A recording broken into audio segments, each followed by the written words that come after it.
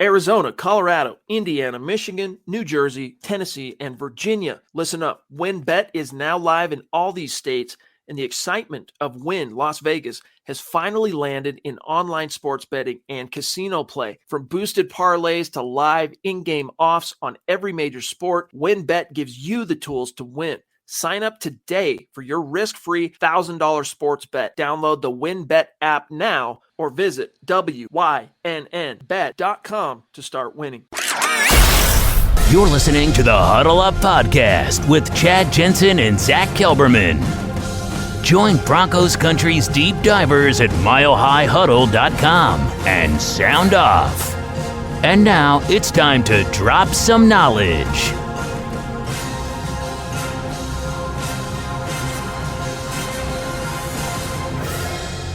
I'm your host, Chad Jensen, with me, my fellow football priest, who you know, who you love, Zack Kelberman. Zack, you know, we heard a few words from Klint Kubiak upon being hired, but today Broncos TV released a little sit-down with Kubiak, and he said some interesting things. Mostly it was kind of pretty straightforward, vanilla coach speak, new / old coach.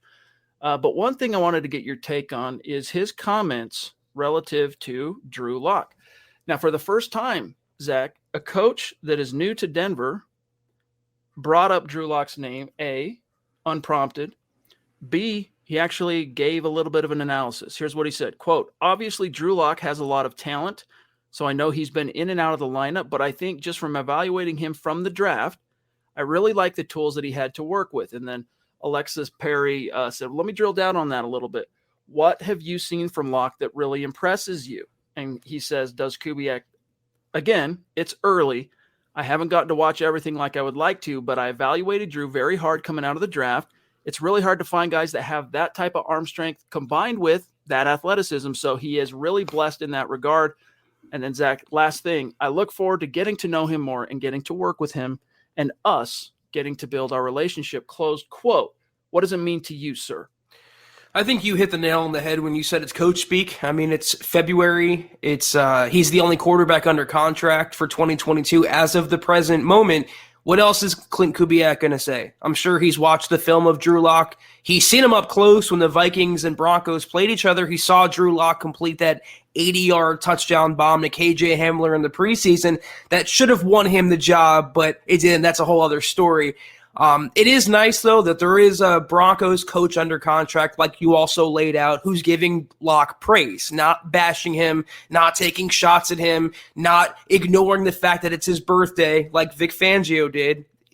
They finally have a coaching staff in place between Hackett, between Outten, and now Klint Kubiak, that if Lock were to start games for the Broncos, if that plan D were to fall into effect, at least Lock knows he has the trust and the comfort level with his coaching staff. They're not against him, they're for him. I think that's big for any young player, but especially for a young quarterback. Listen up, Broncos country. TickPick should be your first choice to buy football tickets because they save fans money by never charging any service fees ever.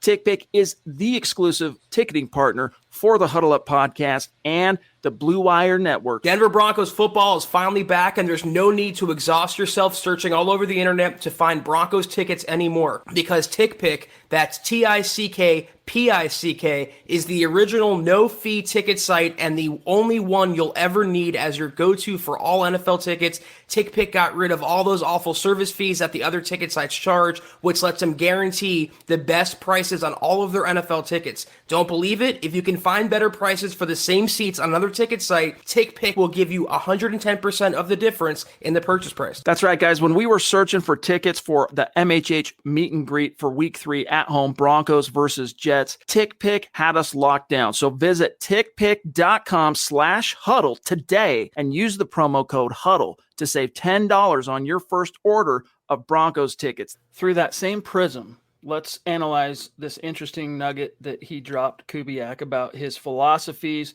what to bring out in a quarterback. He referenced the quarterback's coach of the world champion Broncos, 2015 Super Bowl 50 Broncos, Greg Knapp, who unfortunately is no longer with us, RIP. What are your philosophies? Quote, here's Kubiak. there's three things that I was taught by Greg Knapp, the QB's coach here not long ago. Decision-making, timing, and accuracy are the three things you really focus on with those quarterbacks. You always try to develop those things every day in the film room, but a lot of it is God-given. These guys have played a lot of football over their entire career, and you try to identify through the draft who has those traits and continue to develop them. Close quote. Your thoughts? The D word, once again, develop. That's something the Broncos didn't believe in under the previous regime, between Elway and Vic Fangio acquiring different bridge quarterbacks, including Bridgewater, the likes of Joe Flacco and Case Keenum. They didn't believe in the last half decade for rolling with the ups and downs and the punches that goes along with the young quarterback, even one as erratic as Drew Lock. Maybe this coaching staff is different. Maybe this coaching staff, they're all a little younger. They're all in the year 2022 in terms of NFL play calling and mindset. And they realize that Lock is, to an extent, a dual threat ability. We all know about his arm, but he has pretty decent athleticism in the pocket. He has great escapability. He's gotten at a lot of sacks. People don't, like to remark on that, but it's true. So at least, again, if they don't get Aaron Rodgers, if they don't get an upgraded quarterback, no doubt slam dunk, and you have to fall back on starting Drew Lock this coming season, at least these coaches in place feel like they can maximize his abilities. It's refreshing. It is. It is. And by the way, shout out to Lance Sanderson for doing the work to transcribe the Klint Kubiak quotes for us. He's got an article on this very subject coming that'll be publishing right after the podcast, so stay tuned for that. But one last thing, Zach, I want to get your take on. Lots to talk about tonight, by the way. Multiple topics we're going to get into. But Kubiak was asked, what excites you most about the AFC West and developing this passing game? He said, quote, "You're right, it's extremely competitive here, and if you want to be the best, you got to beat the best. So this is a great place to be. You can't be scared of the competition. I think we're very fortunate to be in this pressure cooker that is the AFC West. We have a lot of work to do, and we have to start it from square one and not try to get ahead of ourselves. I just want to get to know the guys, get our scheme inserted, then go develop a really mentally tough group of quarterbacks," because remember, he's quarterbacks coach / passing game coordinator, "that can face a lot of adversity, Zach." I mean, Drew Lock, if there's one thing he's learned in the NFL, is how to deal with adversity between CV controversies and his own doing as well on the field, not performing up to snuff, the interceptions, the erratic play, not taking that next step forward when given the opportunity. He's faced adversity at the NFL level, and if that's something that appeals to Klint Kubiak, then he's going to have a good time with Drew Lock. Hey, what's up? What I come double T, 2 T's, T twice. That's what I'm gonna call you, dude. I'm gonna call you T twice. How's that? You like that? All right. Evening priest. Hey, it's good to see you. Appreciate you. T twice in the house. Andrew Lampy in the house as well. Hope everyone had a wonderful day. Appreciate you, big dog. The Boogmeister has come to drop a very generous super chat. Let's see what he has to say, and thank you very much for the support, my friend. "Glad we finally have our new defensive coordinator. What big changes do you see happening to the defense, especially in free agency? I heard Hicks might be available." So, in case you missed it, boys and girls, the Denver Broncos announced officially the hiring of 3 assistant coaches. Zach had the article for us at milehighhuddle.com. But Ejiro Evero is officially under contract, as is the special teams coordinator, Dwayne Stukes, and then Marcus Dixon, the defensive line coach of the Rams. So all 3 of these cats come over, Zach, from the LA Rams. But what's your answers, or what are your answers, I should say here, for the Boogmeister and about Hicks as well? Akeem Hicks, if that's who you're talking about, I'm assuming. I guess it'd be nice to have some veteran depth that can make plays along the front 7, but I'm a big Draymond Jones guy. I feel like the next defensive staff, including Evero and including Marcus Dixon, the new line coach, they can unlock Draymond and get him to the next level, which should be a Pro Bowl. Also, Shelby Harris fell way off the map in the last year of the Fangio regime. I don't know if it's because he got the bag and kind of checked out, or it wasn't a good scheme fit with Fangio. So I'm looking for more production overall from the front 7 under Evero, and who's been given great praise, including by Aqib Talib. We talked about that before, Chad. So he's a real up-and-coming coach, and I like the assistants he's brought under him, but I'm looking for more active defensive play. I'm looking for more game-changing plays. I'm looking for Simmons being among the highest-paid safeties, Patrick Surtain being a number 9 overall pick who has all-pro upside. I want those guys to take over the ball game. I want Evero and company to do for the Broncos what Dan Quinn did for Dallas last year. They led the league in takeaways. Their defense was transformed in a single season. That's what I want to see. I want to see the big-time players making big-time plays on the Broncos defense in the biggest moments. I hope he can bring that. What you said there about active, we need a more active defense because Vic Fangio, I'll give him his props. I mean, as an X's and O's guy, really confounding quarterbacks, that was his calling card. But unfortunately, where things kind of came together for him in San Fran and that final year in Chicago, where they were not only confounding quarterbacks, but they were affecting the ball. They were taking the ball away. They were sacking the quarterback. Unfortunately, that never materialized in Denver. The stars never aligned that way, and we can try and guess and wonder and scratch at why, but it's pointless. He's gone. We're starting over. The first thing that Ejiro really, I think, has to figure out a way to maximize is exactly that. A more active defense. You got to still find a way to keep quarterbacks like Patrick Mahomes and Justin Herbert and Derek Carr guessing, but get after him, man. Take him to the turf. Take the ball away. It'll be interesting to see, but I think it's pretty safe to assume the Broncos and free agency are going to be looking at a couple of their own as far as deciding what to do at off-ball linebacker. They're going to look at edge rusher. They're going to look at the defensive line, and they're going to have to sign at least one corner. Maybe even a safety, depending on what they ultimately opt to do, replacing Kareem. Sam Bam, appreciate you, big dog. Thank you. Evening, Chad and Zach. My gut feel is that if we don't trade for Aaron Rodgers, Locke will be the starter. We'll see what happens. Go Broncos. I mean, there's still a long row left to hoe, guys, in terms of the draft, too. All right? We don't know. All it takes is, Justin Outen, for example, doing his research on the quarterback class and coming to Nathaniel Hackett saying, dude, I love this guy. Whoever it might be. Name out of a hat, Kenny Pickett. All right. Dude, I love this Kenny Pickett. Sit down and watch some film with me. Let me show you what I love. Converts Hackett. Hackett goes to George Payton and says, dude, we love this Pickett kid. What can we do? Are we in position? What are you hearing? You don't know. I mean, outside looking in, media perception, which is now matriculating to fans where everybody's hearing this, that it's a weak quarterback class, but there's going to be 2 or 3 quarterbacks get drafted in the first round. Will the Broncos be one of them? I doubt it at this point. I still think that if they don't get Aaron Rodgers, I'm inclined to agree with you, Sam Bam, that it's probably going to be, hey, let's in a honeymoon year for the Hackett regime, let's see if we can go ahead and get the best out of Drew Lock and live to fight in 2023. But hey, wouldn't be the first time I've been wrong. Yeah, for however much you all put into Mike Kliss's articles and what he's putting out, he did float on Twitter recently, I think it was yesterday, that the Broncos could have a bridge quarterback, whoever that may be, and draft one, as you just laid out, at number 9. Maybe it's Kenny Pickett, maybe it's Malik Willis. We don't know that quarterback specifically, but there's a lot of dominoes that could fall at position for the Broncos this offseason. It's looking like Rodgers may be a long shot. He might stay in Green Bay. He might hang him up. He might not come to Denver. So plan B, what would that be? Would that be Kirk Cousins? Would that be Jimmy Garoppolo? Would that be Carson Wentz? Would that be Malik Willis or Kenny Pickett? We don't have that answer, but there's a distinct possibility. You have Locke under contract for pennies. He has experience. He's already in your back pocket.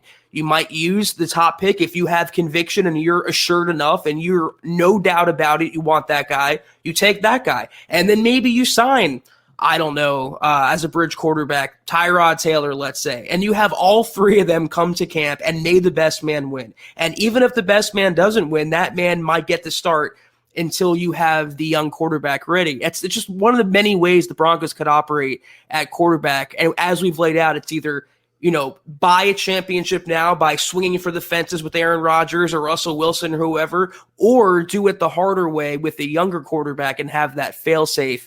Again, either Drew Lock or another guy as the backup. You mentioned Kirk Cousins. Zach, you published, last night an article after the podcast that features a bold prediction of the Vikings dealing Kirk Cousins to the Broncos. Instead of reading the article here live on the show, tell everybody what this is about. Yeah, I mean, my eyes rolled when I had to put bold prediction in quotes there, Chad, but it is the low-hanging fruit because of the obvious connection that the Athletics Sheil Kapadia, I don't know if I'm butchering his name or not, but that's the bold prediction there. He thinks the Broncos could make a play. And this is assuming, by the way, that Aaron and Russ remain in Green Bay and Seattle this coming season. So this is plan C for the Broncos, and that's Captain Kirk. Could be had for a second-round pick contingent on Minnesota agreeing to eat some of or most of the $45 million cap figure that Cousins has in 2022, the final year of his current contract. He's only making that case for two reasons mostly. It's the need, obviously, at the position. The Broncos annually are in the quarterback carousel, and also the familiarity with having George Payton coming from Minnesota, now Klint Kubiak coming from Minnesota. Who better to coach, Kirk Cousins than his former OC with the Vikings? So again, low-hanging fruit, and even Kapadia's athletic cohort, Chad Graff, thinks the probability of a trade for Kirk Cousins is 25%. Kevin O'Connell was introduced today as the new Vikings head coach, and he even said, I'm excited to coach Kirk Cousins. They overlapped in Washington. I don't think it's going to happen. I don't think George Payton would take on a $35 million base salary for a one-year rental when that one-year rental is not Aaron Rodgers. So it was fun to write in a sense. I don't think all that realistic. Don't worry, guys.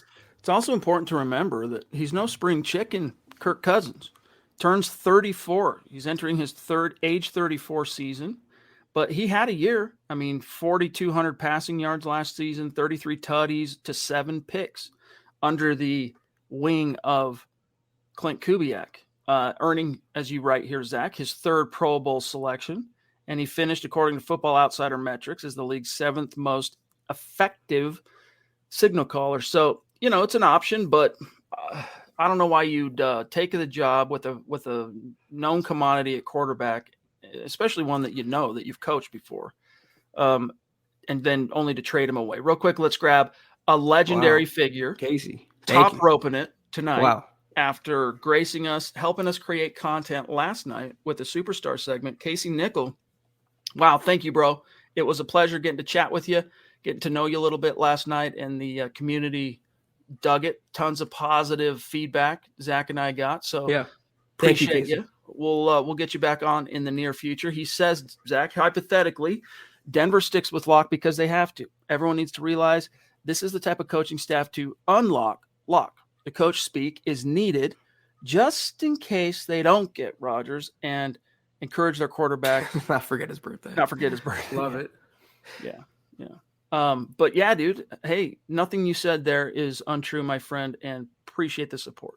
Hey, look what Joe Burrow did. I know he's a really unicorn himself in a way, Chad, but what Zach Taylor and Brian Callahan did for his development was just the perfect kind of coaching that he needed. And I think George Payton realized that no matter if they have Drew Lock or if it's Kenny Pickett or another young quarterback in the draft or any quarterback, they need an environment where that quarterback feels comfortable, feels warranted, feels wanted, and feel like they can blossom no matter their skill set. So it's important. Even if Locke doesn't end up starting, at least for as long as he's under contract in Denver, there's finally a coaching staff that's on his side. That's a big deal.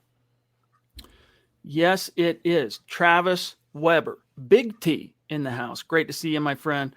He says, I know Rodgers is the goal, but if it is Locke, and despite all the opportunities and everyone ready to move on, I'd like to see him get a shot with the coaches looking to work with him. I do too. There's a part of me, as I've said on this show many times, in a perfect world, if you can get Aaron Rodgers here, even at the cost of your premium round picks for the next 2 years, you do that. If there's a shot in Hades, you do that. Barring that, I'm not yet convinced there's an upgrade over Drew in this quarterback class in the draft. So, hey, let's see how good of a coach Nathaniel Hackett is. Let's see how good Justin Outen is. Let's see how good Klint Kubiak is. And what's the worst case scenario? He's in a contract year. You're not going to go into the season only with Drew.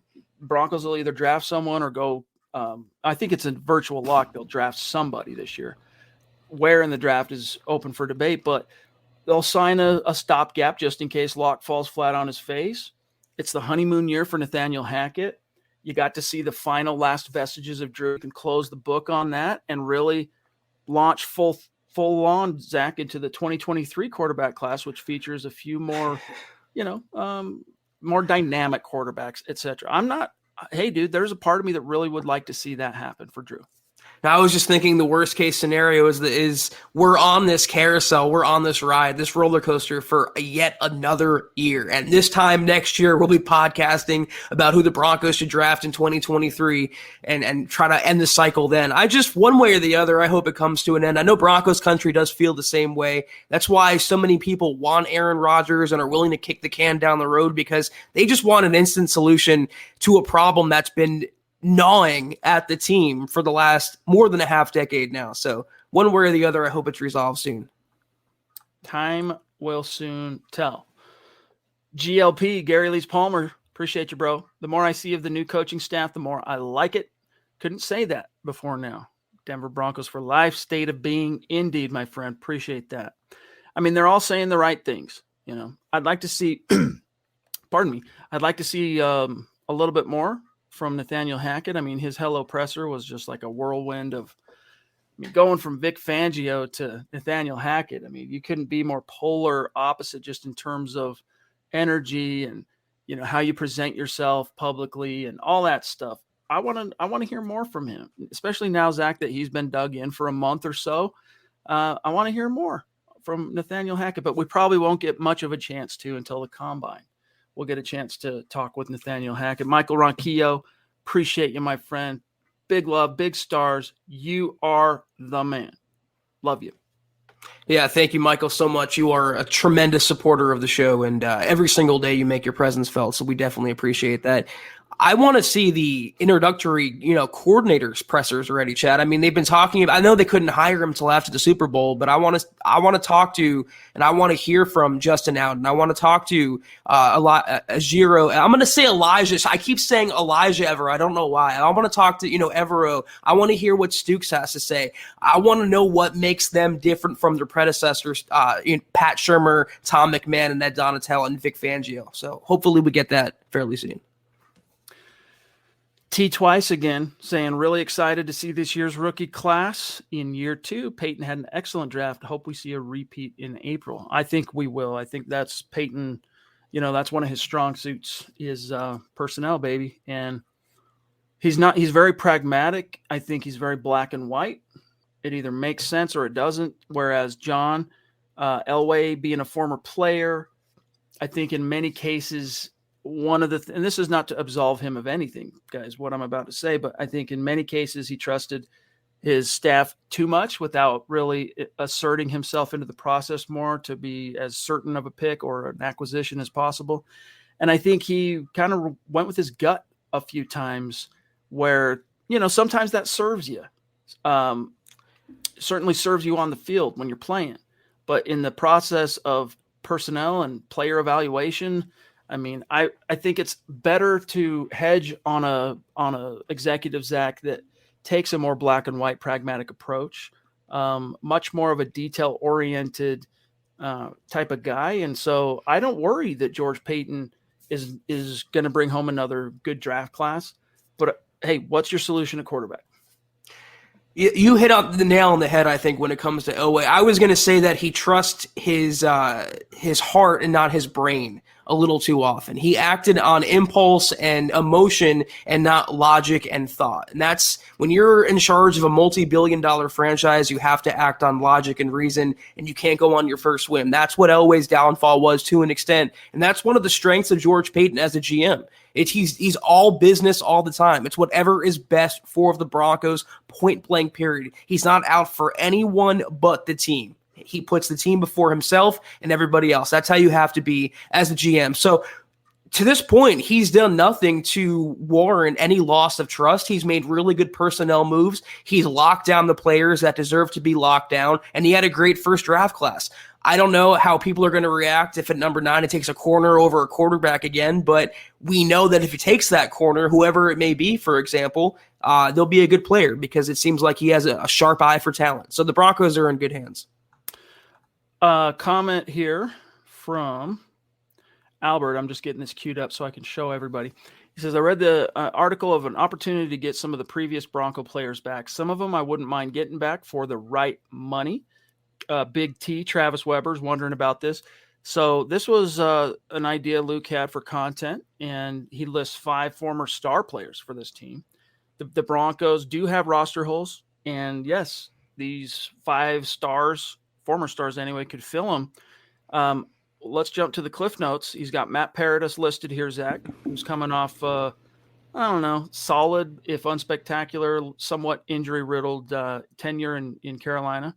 Super Bowl 50 champion. Chris Harris. All right, everybody remembers Chris Harris, the corner. Okay for the Chargers. Every game he appeared in, he started for them.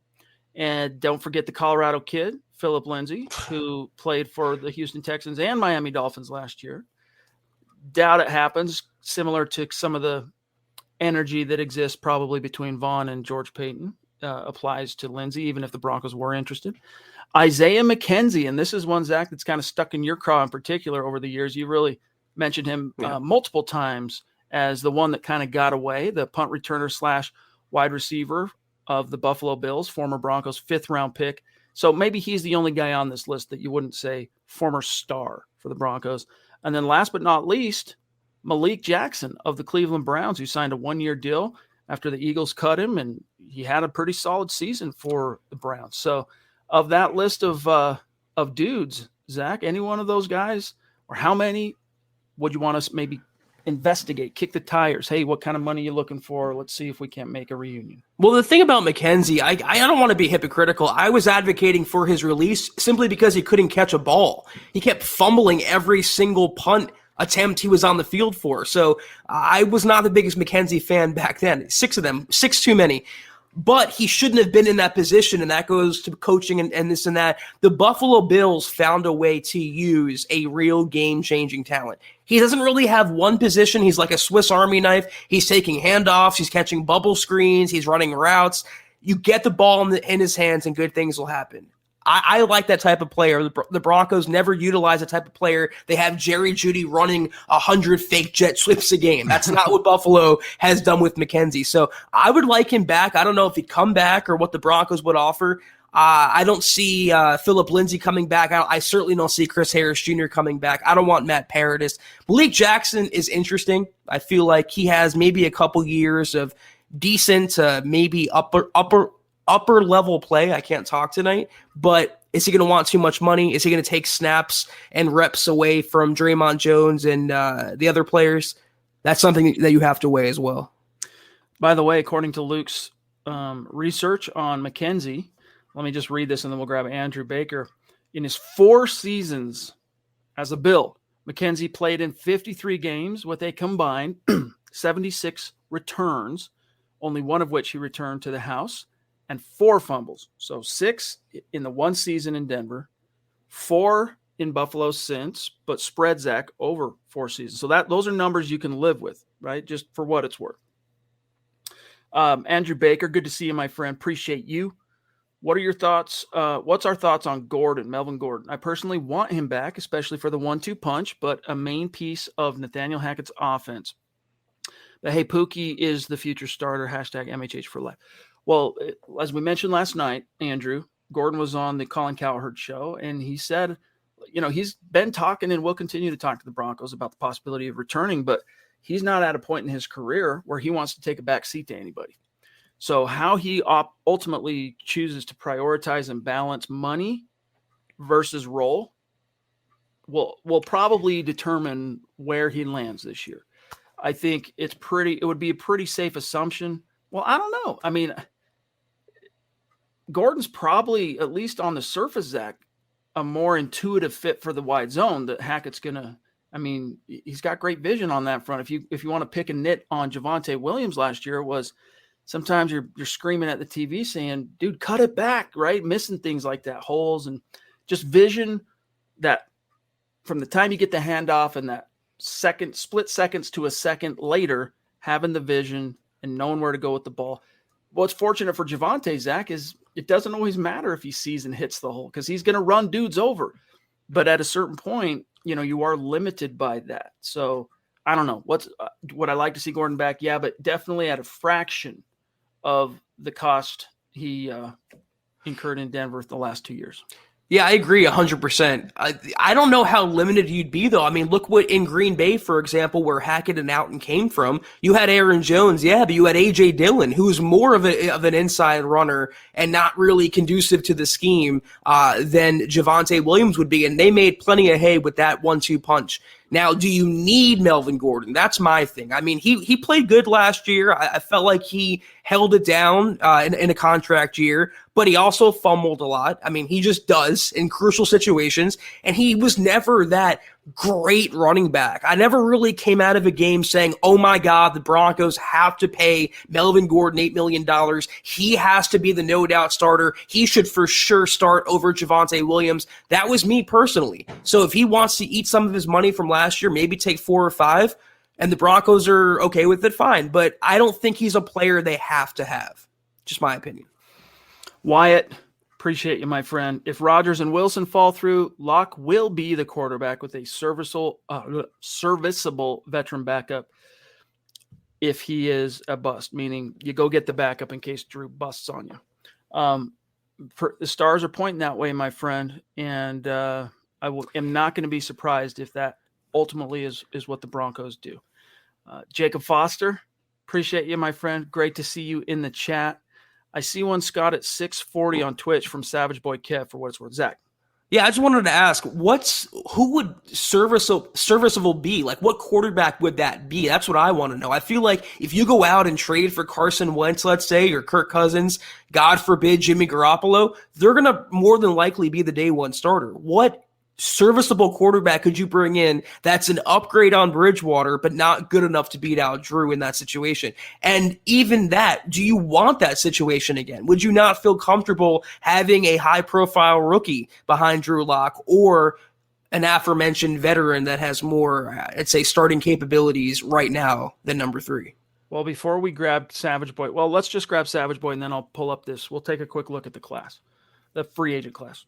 He says on Twitch, with what we saw last game with Drew's legs, he can be really deadly if he incorporates the scrambles to his game. Doesn't this kid kind of remind you of when Josh Allen was in his second year and incorporated running the ball? I mean, not really. The only thing I think those two guys have in common is relative arm strength, and Allen's got him beat on that front. And Drew's got a strong arm. I mean, Allen has the biggest arm, in my opinion, in the league. Does he have the most arm talent per se? I mean, take that up with Patrick Mahomes or Aaron Rodgers, but in terms of throwing marshmallows through battleships, I don't think anybody can do that like Josh Allen. Drew Lock has a very, very, very strong arm, but it's not on that same level. And they were both relatively raw coming out of college. They needed refinement, development, time on task. Josh Allen got it with the full faith and support of a coaching staff and was fortunate in his second year to turn the corner. Was it year 2 he turned the corner? Because he was class of 18. I'm trying to remember the exact timeline on Allen, but it might have been a third-year turnaround. But either way, that's the best case possible scenario, like unicorn, oh my gosh, we just won the lottery, with Drew Lock scenario even hinting or approaching what happened with Josh Allen in Buffalo. Yeah, I mean, Drew Lock is the great value Josh Allen. They're not even built the same. Drew's like 6'3", 220. Josh Allen's 6'6", 250. The guy's like a linebacker playing quarterback. And, you can talk about the inconsistencies and the arm strengths.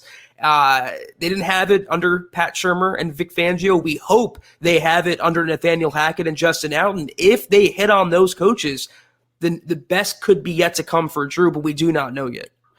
For what it's worth, 6'5", 237.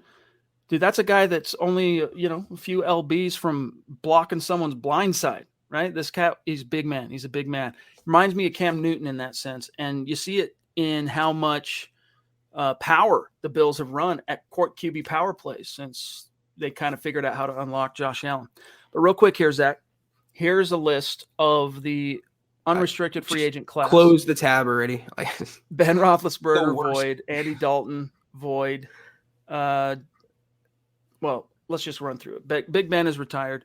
So that puts, according to the rankings based on previous contracts, Teddy Bridgewater as 2, Fitzpatrick, Andy Dalton, Cam Newton, miss me, Jameis Winston, maybe. Tyrod Taylor, maybe, but not as a solution. These are fail-safes, guys. This is strictly through the lens. There is not a name on this list, with maybe the exception of Winston, Zach, in my opinion, that presents a plausible grain of upside to actually be this team's solution at quarterback moving forward. And even that, I have many, many, many, many, many doubts. Kobe Brissett, Mariota, Trubisky, Gabbert, Henne. Look at all this list, this cast of characters. This is what happens, guys, because NFL teams, Zach, when they find a franchise quarterback, turns out they don't let him go with very few exceptions. Peyton Manning, New England, and those were both very extenuating, weird circumstances being the exceptions. The problem is there's so many former Broncos on that list, Chad. My God. Jeff Driscoll, Trevor Siemian, Teddy Bridgewater. Brandon Allen. That list actually made me depressed, honestly. Someone says Mitch Trubisky, but I think he's going to go to New York and back up Daniel Jones and follow Brian Daboll there. Mariota, because he's a dual threat and he has somewhat of upside left in his body, but again, if you want to go that route, you're hinging on Drew Lock winning the starting job, because if you're putting the season into Tyrod Taylor's hands or Chase Daniel's hands, someone like that, you're not going to have a good time. Ed Keating, what's up, big dog? Thank you for the super chat. He says, if Lock does get another chance and balls out, what do we do? Love to come back on the show, getting ready to move back to St. Louis. Thanks, guys. Yeah, we'll definitely be in touch on having you back on the show. That's for sure. We're getting things lined out. So I'll be in touch with you, big dog. But what do we do if Locke gets another chance and balls out? You find a way to keep him around, but you hedge a little bit, because there's that mystic, magical effect that a contract year tends to have on players. Look no further than Shelby Harris, right? So you gotta be aware of that. You gotta factor that in. It's not always easy to factor that in for NFL teams, because when it comes to free agency, you're vying with what the market also thinks of this kid. And so worst case scenario, if he balls out, though, you can franchise tag him. But in reality, George Payton probably puts together a deal to come back on 3 years, and we'll guarantee basically the first 2. But guys, that is so many turns down the road. Yeah. We can't even really countenance that at this point, because he's so far from that being even close to a reality. Yeah, I don't think they're going to have to worry about extending Drew. But, you mentioned a contract year. It's a make or break year in a lot of ways for Drew Lock, because how many more chances is he going to get, if he does get the chance, to show that he could start, maybe not for the Broncos, but on any other NFL team? He's really at a crossroads in his career. Some of that is of his own doing. Some of that is of the Broncos doing. He hasn't gotten a totally fair shake. If he gets one more swing at the plate, he has to make the most of it. So that should also benefit the Broncos, knowing if he does start, and if this coaching staff is as good as we think they are, they're going to get maybe Drew Lock's best effort, and that best might be good enough. Do I see big A, little a, RON, Aaron Lynch in this? Dude, Aaron, I sent you an email. I need your address, bro. I've had a care package and waiting for you, but I need your shipping address, and I think your T-shirt size too. So check your email. I emailed you from the Mile High Huddle email address. He says, hey, fellas, and thank you for the super chat, bro. I'm not making any bold predictions, says Aaron, but this feels like the first positive repositioning since Super Bowl 50. I can't see a young, talented team not rallying behind Hackett and his boys. Cheers. Hey, dude, I don't care if they want to call it wishful thinking. You got to believe it can happen. You got to believe it's going to happen before it can happen. And so, yeah, you got to believe. You got to believe. And again, if Nathaniel Hackett was the right coach for this team, by virtue of him being hired, Drew Lock can upgrade over the previous version of Drew Lock. Now, to what extent, and can you hang your hat on that? No way to know. But if this team goes out, Aaron, and lands Aaron Rodgers, oh my goodness. Talk about a force to be reckoned with. I'm a believer. I'm a believer for sure, because when you have the Kansas City Chiefs winning a Super Bowl for the first time in 50 years, when you have the Bengals going to the Super Bowl for the first time since 88, was it 89, whatever, things can happen. Season, but yes. Things can happen really fast and a quick turnaround at this level. It's no more 3-year rebuilds and all this time. You can make it happen in a single year. And I think the Broncos were on the precipice as it was last year with the roster, except for the coaching, except for the quarterbacking and this and that. They had, I think, a playoff caliber roster. Any quarterback, along with an upgrading coaching, I think it's going to be able to push the Broncos over the edge. They may not be in a Super Bowl or win a Super Bowl in 2022, but I think they're going to end the playoff list streak, and Nathaniel Hackett, from year one, will endear himself to Broncos country as finally a worthy successor to Gary Kubiak. Gerald Hill in the house. Great to have you with us, my friend. Thank you. He says, I'm liking the coaching staff. We should see how good they are. Rock with Locke. Let George do his thing in free agency and draft. Rodgers couldn't do it in Green Bay. What makes it happen here? Well, we've talked about this before, Gerald, but I mean, a change of scenery oftentimes can kind of reinvigorate, spark something for these long beard, gray beard quarterbacks that are, angling for the Hall of Fame someday. Peyton Manning, look, the Colts were a guaranteed playoff berth anytime Peyton Manning was their starting quarterback, but, he only got him over the hump one time, like all the way over the hump once. Comes to Denver, and, 2 Super Bowls in 4 years, another MVP, breaking records, wins a Super Bowl. It was like microwaving his previous decade in the NFL. He was in Indy, for what it's worth, for 14 years. The level at which he produced, and he did a lot of great things, Star Wars numbers, right, in Indy. He broke Dan Marino's passing touchdown record in 04. Was it 03 or 04? The single season record for 20 some odd years was 48 tutties held by Dan Marino. He broke it. He won 4 MVPs for the Colts. And you think, how much better can it get? Then he comes to Denver. Something about that change your play things, your play places, your playmates, come to a classy organization with high, expectation. The collection of talent on this team complements Aaron Rodgers. That's not even something I would worry about, Zach. Not one whit. So are we to assume that he never won another Super Bowl in Green Bay and that was solely his fault? It's every NFC title game loss is solely Aaron Rodgers' fault? I don't think so. The coaching has gone into that. The defense has gone into that. They didn't really show up at all against the 49ers this past playoff round. So it wasn't just Aaron, but you put him on the Broncos, instantly they're a playoff team. And from there, you never know what could happen. He would have a renewed sense of vigor, a renewed sense of purpose, a renewed being in a different conference, not even a different jersey, just a whole different level set of goals and achievements he could strive for in Denver. So I would happily take that on. F them picks, just as the Rams did. That's right. Okay, let's grab this here from Trevor. He says, Zach, if they draft a quarterback this year, would that mean they're moving forward with him instead of Locke? The reason I'm asking is last year I remember we were saying that if the Broncos drafted a quarterback, it would essentially be them saying we're moving on from Drew. Wondering if it still would mean the same thing. Thanks, guys. Zach?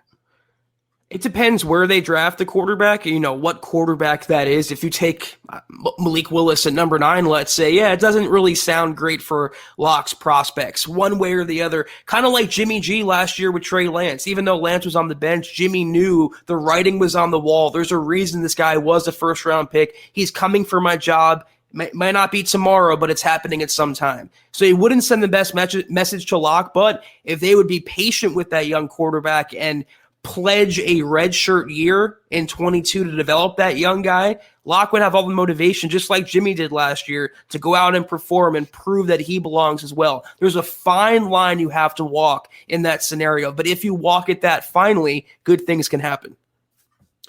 When a coaching staff first year drafts their own quarterback, it's a near guarantee of that current quarterback's demise in that city. They're on, borrowed time. Michael Ronquillo, for what it's worth, has now shattered the previous record for individual stars on a single MHH podcast. So hats off to Michael Ronquillo for Michael. throwing it down. We appreciate you watching the morning show. We appreciate you watching Huddle Up and all of the MHH podcasts, my friend. We got to get you on the show one of these days. All right. I'll be reaching out to you. We'll talk about that, but thank you, my friend. Thank you very much. Corey H. Also love you. We got to get you on the show, Corey. We've never had you on. Let's get you on the show. Reach out to me on Twitter, big dog.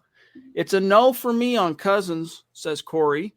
I did have an interesting conversation today about fair value for Matt Ryan. If we don't get A-Rod or Deshaun Watson, maybe the 9th pick straight up for Matt Ryan. Who above us would give a higher pick for Matt Ryan?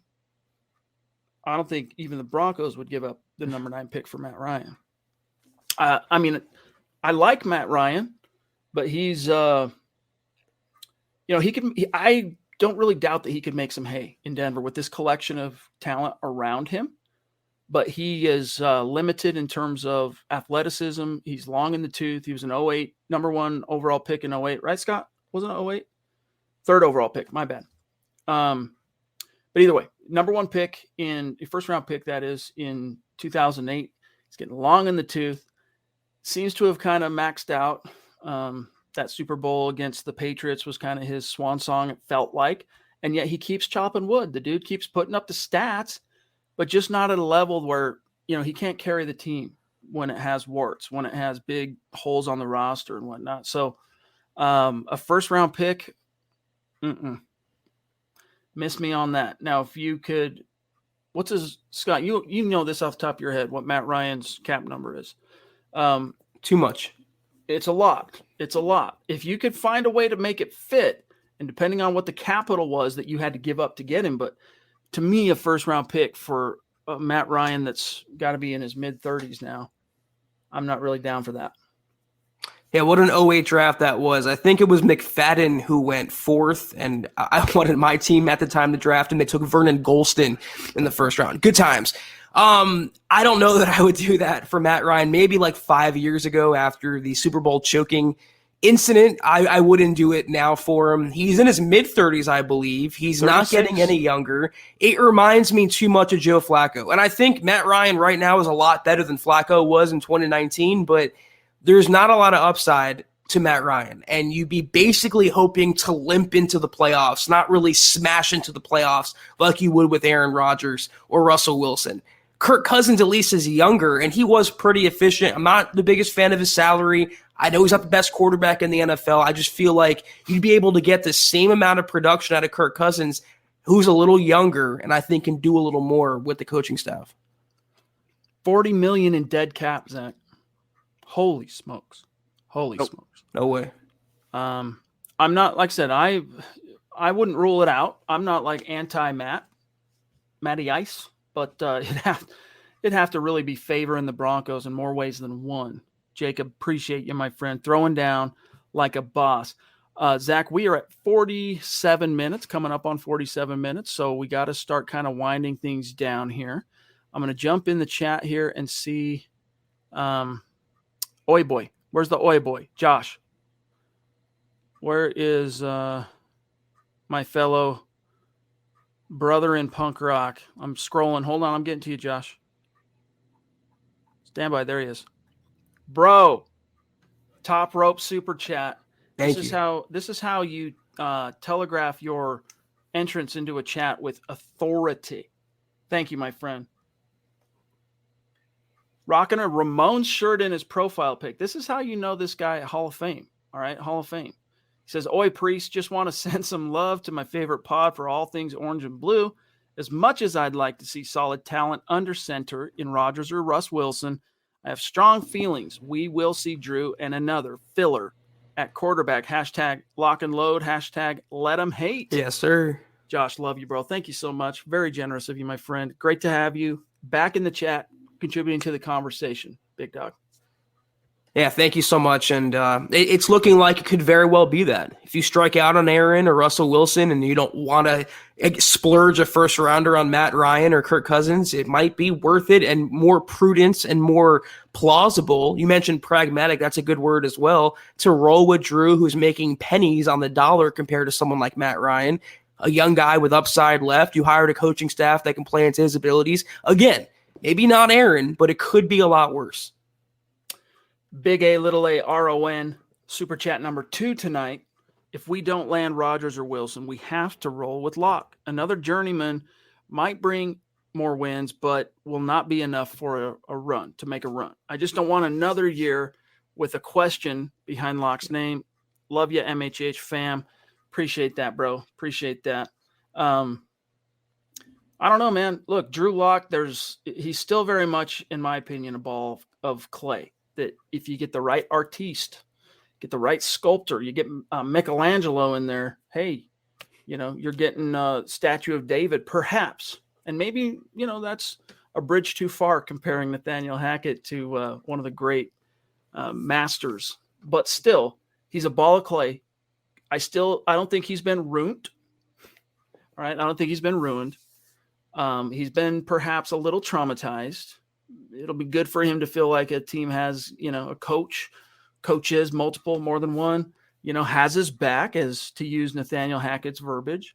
And from there, you don't know what the limits of that could be, because he is a very talented kid, but who can help him put it together between these ears? That's the biggest thing for Drew, is the between the ears stuff. He's never, tools and traits has never really been his problem. It's intangible stuff between the ears. Yeah, the Broncos had a Donatello in the building last year. Maybe a Michelangelo in the building this year can be what Drew Lock needs. We have to hope for the best. We have to hope not only that Lock still has talent that can be unlocked, figuratively and literally, but that the coaching staff, we think they're great. We think they're going to be massive upgrades, but I want to see it in action. Otherwise, it's all pointless. It's a merit-based business, Chad, a production-based business. That applies even in a honeymoon season to Nathaniel Hackett. Well said. And Michael, you are just throwing down, big dog. I'm going to shoot you a text later tonight, so look for that. Get back to me tomorrow maybe, but we'll pick a Wednesday to get you on the show, okay? Wyatt, I'm excited to see what Hackett and Outen can do with Locke, and very excited to see what they can do with Noah Fant and Albert Okwuegbunam. Hope they can tap into their potential, especially since Outen was a tight ends coach. Yeah. Same here, man. I think all things become possible when you get the quarterback going. That truly is, I hate to dump another cliche on you, but that's the tide that raises all ships, including the tight end. Get the quarterback. Yeah, I want to see the new tight ends coach, Jake Moreland, do some work with them. Wade Harmon, by all accounts, he was a great guy, and he battled very quietly. He battled cancer during his time with the team last year. But he didn't really, to me, do all that much for the development of Noah Fant and Alberto. I think they could have taken a couple steps further, so maybe Jake Moreland can get the most out of them, along with Justin Outen. Dave Millage saying, hey, I'm happy to take my first jump into the chat. Listening up north of the border, I assume that's north of the 49th parallel, and enjoying the brainstorm. Excited for our new coach. Keep up the great work, Chad and Zach, and all in MHH. Thanks, Appreciate Dave. that, buddy. And Rodney, have a great weekend. But I'm seeing one from Andrew Baker. I'm seeing one from a legend named Kayaka that we got to get to, and then we got to go. Andrew says, man, love this pod and community. Can't wait for all the superstar segments, but Michael Ronquillo definitely deserves the next one. He's going to be on the show. I think I have one booked for the next one, but he will be on the show, trust. And so will you one of these days. All right, let's get that figured out too, Andrew. Kayaka has been on the show, but it wasn't a superstar segment per se, right? This was the, pardon me, the live show. The gut reaction in which we were battling stadium staff trying to keep our position in the – not really, but Kayaka was there, and we sat him down. And, so this would be number 2. But, Kayaka, we got to get you back on the show, dude. Yeah. You and I need to talk again, too, about other things. Appreciate you, my friend. Travis, you have a great weekend. The CV, though, got Kayaka. Yikes. I dealt with that in January, my friend. No fun. Re-signing Kenny Young, is it more possible now, Zach, with Evero officially being the DC? That's a possibility. I mean, first of all, Kayake, I hope you're feeling better. I've been a little under the weather too. I don't know if it's CV, but it's a tough time right now, and we both know it'll be better. Kenny Young deserves consideration, but I feel like there's not that much momentum internally for his retention. They have Jewell in free agency. They have Alexander Johnson. I feel like if there's one guy they're going to bring back, it could be AJ, considering he was, I think, overall the highest graded linebacker among the three. But it helps having Evero here now. And Kenny Young gave them something the Broncos haven't had in quite a while, which was pretty fun to watch, and that's speed and athleticism in inside linebacker. Silent one. Hey, dude, appreciate the kind words, my friend. Appreciate that. You know, we it's not out of thin air, right? The 500 people in the chat on a live stream on a Thursday in the off season. You know, this is wood we've been stacking on the fire for almost 10 years. Now the live streams, it's been about what, Zach? Is this our third? This is 19, 20, 21. Yeah. No. 20, 21, 19, 20, 21. This is our fourth year doing them as live streams, our podcast. But anyway, and so, you know, the cool thing is if you build it, they will come, right? If you stay consistent, you do your thing, you're going to get better through repetitions. And this is a message to anybody out there that has aspirations of doing anything, let alone something like what we do. The people ask for our advice on those type of things. And the first thing I tell them is just get started. Just start, because you'll get better as you go. And long story short, as I ramble here, what I'm saying is, you know, when we got started, I remember we got 1,000 subs and we're like, yo, you know, we can get into the partner program. This is rad. And then in the matter of 2 years, you know, we leapfrogged to, what are we at? We're approaching 14,000 subs. Yeah. So we're very blessed. We're very lucky. Yeah. We provide the content. You guys help us provide the conversation. You help keep the lights on. So Silent One, thank you, big dog. Appreciate you. And we've also taken very constructive criticism. I mean, when we started out, Chad, do you remember that we were this close to the screen and just like pissing off everyone? So it's definitely a process, and you get better the more you do something. I mean, that's with anything in life. But the only reason we are able to do this because of you, Silent One, and everybody else, every single person making up that 432 right now, the numbers that we have. We're so appreciative and so grateful. We do this for you guys. We try giving back, and we feel like it's very deserved. We have the best audience and the best job, quite frankly. No doubt. I count my blessings. This is no lie. Every single day. But guys, we got to dip. We got to go. It's time for us to say goodnight. Robot of Doom over in Twitch. Get an alert box. I don't know what that means. I guess I need to get my gaming teenagers on the payroll and teach me about Twitch. I don't know. We created the account. Their requirements are really weird, dude. Unless you're going to set on Twitch for like 8 hours a day streaming video games, it's pretty tough. But hey, we're chipping away at it, Zach. But yeah, do your thing, and I'll grab the shout outs. Well, I just want to address Trevor here. Do you guys know if you're going to have multiple meet and greets this year? I missed it last year. We really like to make one. I really enjoy the pods. All you guys do. Good job. Appreciate you, Trevor. Yeah, chat, we have something brewing for the draft. We want to do something then. We're going to definitely have something at Empower Field this coming season. So yeah, Trevor, we're going to try to expand it now that we have some knowledge of the ins and outs and the logistics of it. It's not the easiest thing to plan, and I give Chad a ton of credit for what he did last year. But we're going to do it bigger this coming season. We hope to see you out there. Trust. That was the Huddle Up Pod, though, guys. Thank you all for tuning in with us tonight. We are off through the weekend until Sunday night, but follow us on Twitter at Huddle Up Pod. Follow the main account on Twitter at Mile High Huddle. You can follow Chad on Twitter at Chad and Jensen. You can follow myself at Kelberman NFL. Follow Scott on Twitter at Scout Kennedy.